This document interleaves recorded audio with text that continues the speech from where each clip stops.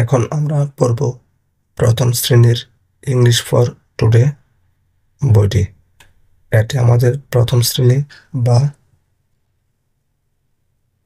Class 1-এর ইংরেজি বই। তো চলো আজ থেকে আমরা প্রথম থেকেই বইটি পড়া শুরু করব।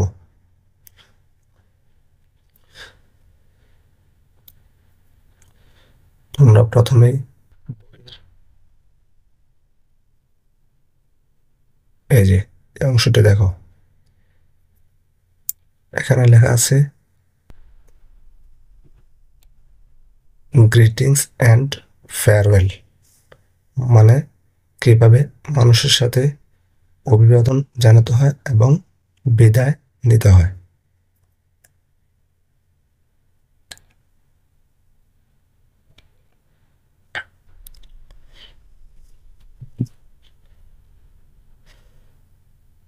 আজকে আমাদের অধ্যায়টির নাম হচ্ছে গুড মর্নিং।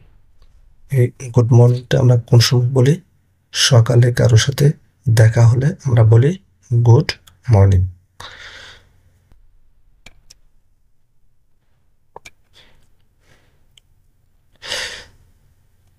প্রথমে বলা আছে যে what do you see in the picture, মানে এই ছবিতে কি দেখা যাচ্ছে তা দেখতে বলছে, এবং বলছে হু আর দে, এবং তারা কারা।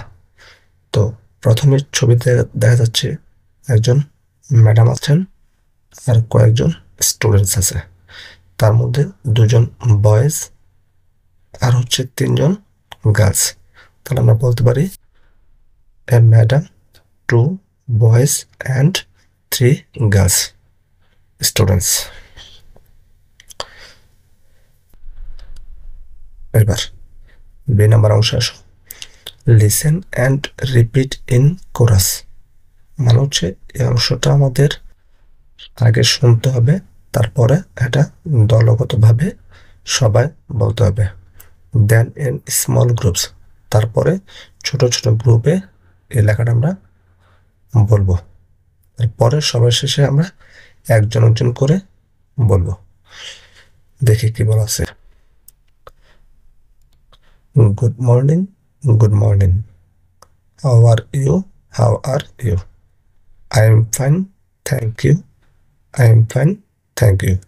আবার বলি, good morning, good morning. How are you, how are you. I am fine, thank you, I am fine, thank you. এইভাবে বারবার বলবে, বললেই ঠিক হয়ে যাবে।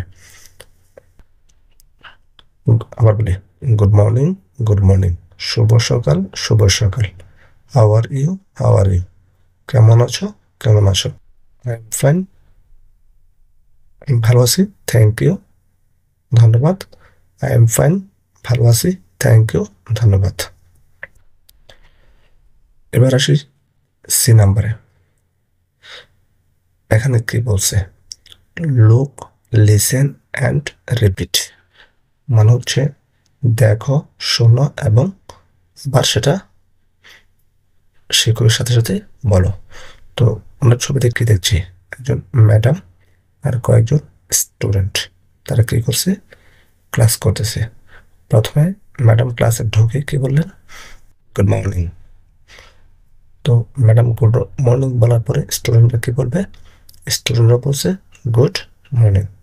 তার মানে ম্যাডাম যখন গুড মর্নিং বলছে, স্টুডেন্টরা বলছে গুড মর্নিং।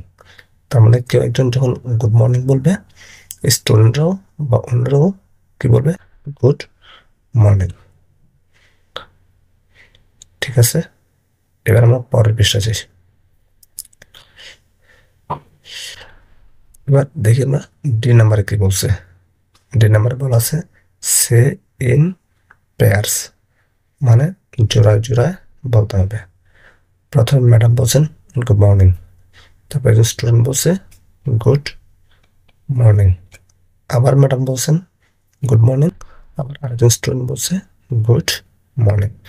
তার মানে সকালের দিকে, সকালবেলা কারোর সাথে দেখা হলে বলতে হয় গুড মর্নিং, আবার যাকে বলবা গুড মর্নিং সেও বলবে গুড মর্নিং।